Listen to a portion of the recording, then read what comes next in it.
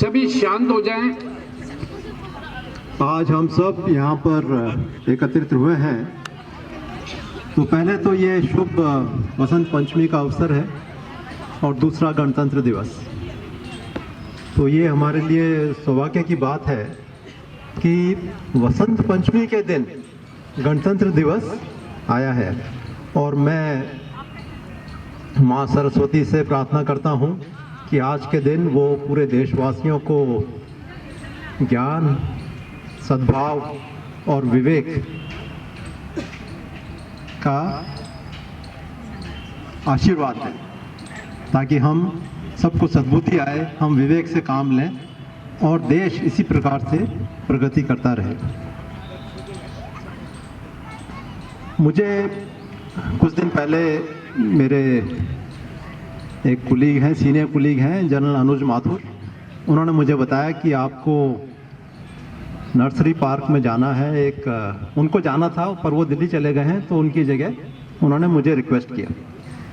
पहले तो मैं इतना उत्साहित नहीं था पर वो घर में अनुज होंगे पर मेरे सर्विस में मेरे अग्रज हैं, तो जब उन्होंने कहा और उन्होंने फिर वास्ता दिया रवि कामरा जी का, और फिर मुझे जब पता लगा कि ये एक योग परिवार की टीम है और रवि कामरा जी अंगदान से भी जुड़े हुए हैं, तो मैं मना नहीं कर पाया क्योंकि मैं खुद करीब 15-16 साल से प्राणायाम कर रहा हूँ। तो मुझे यहाँ बुलाने के लिए रवि कामरा जी बहुत बहुत धन्यवाद। और यहाँ आने पर श्री विनोद जी ने मेरी प्रशंसा में काफ़ी बातें बताई, तो Vinod ji thank you very much for your appreciation. मैं सोच रहा था कि यहाँ पर छोटी सी गैदरिंग होगी, पर यहाँ आके मैंने देखा कि जो यहाँ जज्बा मैंने देखा और जो लाइफ मैंने यहाँ देखी, दैट इज़ वेरी अप्रिशिएबल। मैं बहुत प्रभावित हुआ हूँ। और अब जो कि आपने मुझे यहाँ आकर कुछ बोलने का मौका दिया है, तो वैसे तो मैं देख रहा हूँ कि काफ़ी लोग मेरे से उम्र में भी सीनियर हैं और अनुभव में तो आप सबको काफ़ी ज़्यादा अनुभव होगा। मेरा अनुभव तो केवल डिफेंस से ही सीमित है, तो मैं तो ज़्यादा कुछ नहीं बता पाऊँगा। पर फिर भी मेरे मन में जो विचार हैं, चंद एक बातें मैं आपको बताऊँगा और उससे अगर 1% भी प्रभाव पड़ता है तो मुझे खुशी होगी। आप सब जानते हैं देश बदल रहा है। कब से बदल रहा है? पिछले 5 साल, 10, 50, 100, कब से बदल रहा है? पिछले 2 साल से। 1000 साल पहले हम पढ़ते थे कि ये सोने की चिड़िया था। अब ना तो सोना बचा है ना चिड़िया बची है।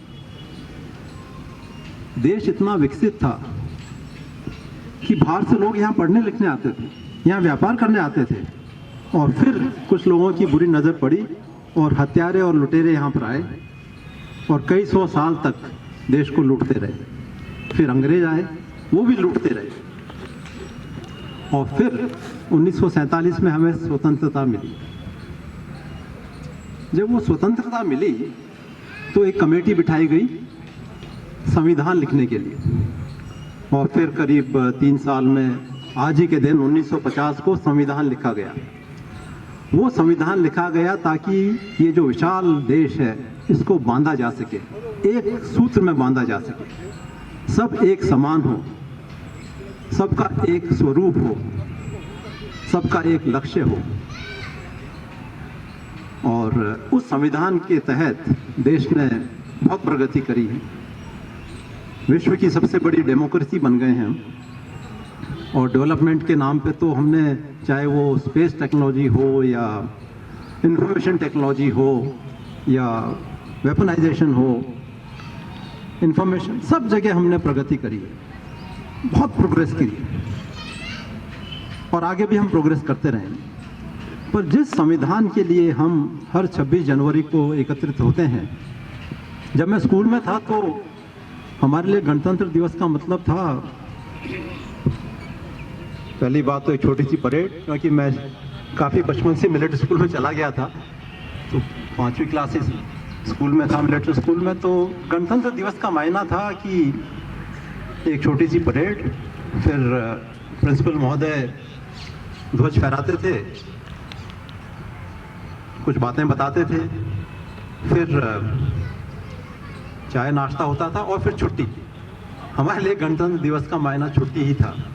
मुझे नहीं पता कि आजकल स्कूलों में मायने वही हैं या बदल गए हैं, लेकिन ये जो संविधान हमें दिया गया है, जिसमें हर चीज के नियम हैं, क्या संविधान अपने रूप में, अपने आप में सफल रहा है या नहीं रहा, ये हमें सोचने की आवश्यकता है। आज इस संविधान ने हमें बहुत कुछ दिया है, पर कुछ नकारात्मक, नेगेटिव बातें भी दी है, नेगेटिव चीज़ें भी दी है। आज ये स्थिति है, इन्होंने हमें ऐसे राजनेता दिए हैं जिनको हम बुलाने से कतराते हैं। इन्होंने हमें वो राजनेता दिए हैं जो खुद चोरी, भ्रष्टाचारी सब में लिप्त है।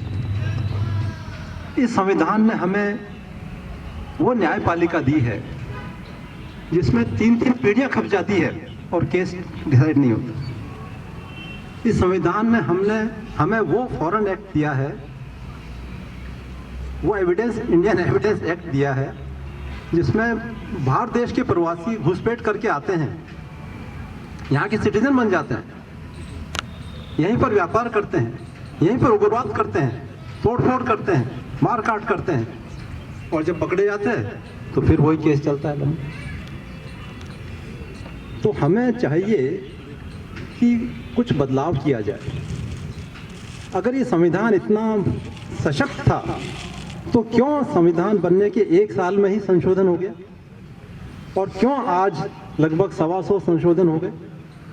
इसका मतलब जो हमारी संस्कृति थी, जो हमारी आवश्यकताएं थी, जो हमारी ज़रूरतें थी, उसके अनुसार ये संविधान नहीं बनाया गया। आयरलैंड का संविधान कॉपी कर लिया, जो आजकल पीएचडी करते हैं, कट पेस्ट करते हैं, तो हमारा संविधान भी कट पेस्ट वाला है। तो आवश्यकता है इस संविधान को बदलने की, पर हम आप नहीं बदल सकते। जो बदल सकते हैं ये उनके लिए है। हम केवल अपने आसपास का माहौल ठीक कर सकते हैं, और उसके अंदर आज कोई रोड सेंस नहीं है, कोई सिविक सेंस नहीं है। आप कहीं पर भी सड़क पे निवृत्त हो सकते हैं, गाड़ी खड़ी कर सकते हैं, ठेला लगा सकते हैं, दुकान को सड़क के ऊपर चढ़ा सकते हैं, कोई कहने वाला नहीं। पुलिस व्यवस्था है, पर या तो उसको काम करने नहीं दिया जा रहा, नहीं तो कैसे हो सकता है एक पुलिसमैन अगर ट्रैफिक पे खड़ा रहता है पोस्ट पे, तो सारा ट्रैफिक कंट्रोल में आ जाता है। सर्विस में रहते हुए तो मुझे ज़्यादा मौका नहीं मिला, पर रिटायरमेंट के बाद मैं 2-3 देशों में गया, जिसमें सिंगापुर, कोलालमपुर, मलेशिया और दुबई था। मैं सोचता था कि मलेशिया तो थर्ड वर्ल्ड कंट्री है। जब वहाँ गया तो मैं अचंभित रह गया। एवरीथिंग इज सो ऑर्गेनाइज्ड, हर चीज़ कंट्रोल में है। वहाँ पर भी भीड़ है, वहाँ पर भी ट्रैफिक है, पर वहाँ पर गाड़ियाँ ऐसे खड़ी नहीं रहती है सड़क के ऊपर, घरों के आगे खड़ी नहीं रहती, क्योंकि वहाँ